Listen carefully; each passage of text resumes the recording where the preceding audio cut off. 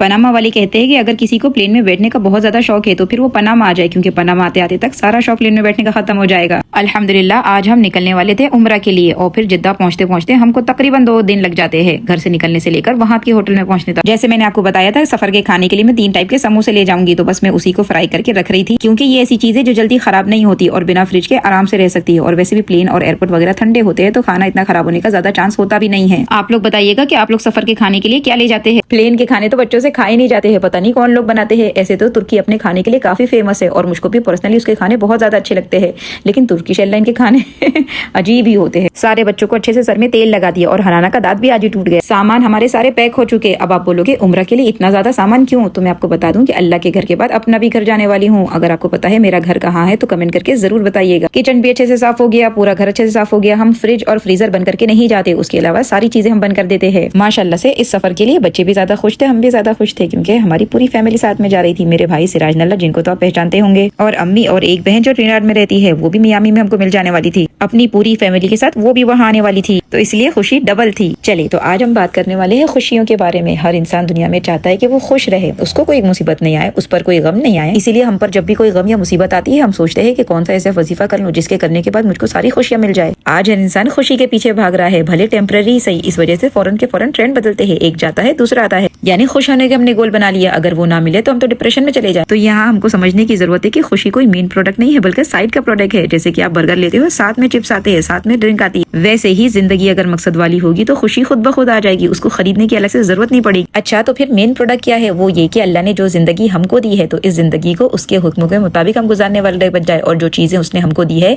उन चीजों से अपने गोल यानी जन्नत तक पहुंचने को इस्तेमाल करने वाले बन जाए। और ये कि अल्लाह ने मुझको जितना दिया है सबसे बेहतरीन दिया है। मैं दूसरों के पास कितना है वो देखने नहीं जाऊंगी। जब मैं दूसरों को नहीं देखूंगी तो मेरी रेसिंग अपने साथ होगी। जब मेरी रेसिंग अपने ही साथ है तो मुझको किस चीज का गम होगा। और ये बात अपने दिमाग से निकाल दे कि चीजों से खुशी मिलती है। आपको यहाँ बोलने आ जाएगा हाँ खुद तो दुनिया घूम रहे तो यही बोलेंगे, नहीं नहीं नहीं, आपको ऐसे दुनिया में बहुत सारे लोग मिलेंगे जिनके पास करोड़ों लाखों रुपया है और उनके पास अल्लाह ने सारी नियामतें दी है, लेकिन वो फिर भी खुश नहीं है। तो चीजें रुपए पैसा खुशी नहीं देती, वो हमारे माइंडसेट में बन गया है कि भाई ये चीजें होने से इंसान खुश रहता है। इसको मैं मिसाल से समझा देती हूँ कि आपको बिरयानी भी बहुत पसंद है और आपके दिमाग में फिलहाल कोई टेंशन भी नहीं था और कोई सेना लाके सामने बिरयानी रख दी, आप बड़े खुश हो जाएंगे, यानी उस बिरयानी ने आपको खुशी दे दी। लेकिन आपके दिमाग में अगर कोई टेंशन वाली बात हो या आपका अपना कोई बहुत ज्यादा बीमार हो और कोई आपके सामने वही बिरयानी लाके रख दे, तो बताए कि अब वो बिरयानी आपको खुशी देगी? और हम सबका जवाब यकीनन नहीं होगा। तो समझ में ये आ गया कि चीजों से खुशी मिलती ही नहीं है। तो ये सोचना छोड़ दे कि मेरे पास क्या कम है और क्या ज्यादा है, बल्कि ये इस चीज पर फोकस करे कल मैं कहाँ खड़ी थी, आज मैं कहाँ खड़ी हूँ, अल्लाह ने मुझको कितनी अपनी नियामतों से नवाजा है। समझ में ये आया कि शुक्रगुजारी वाला अगर दिल होगा तो खुशियाँ फ्री में मिल जाएगी।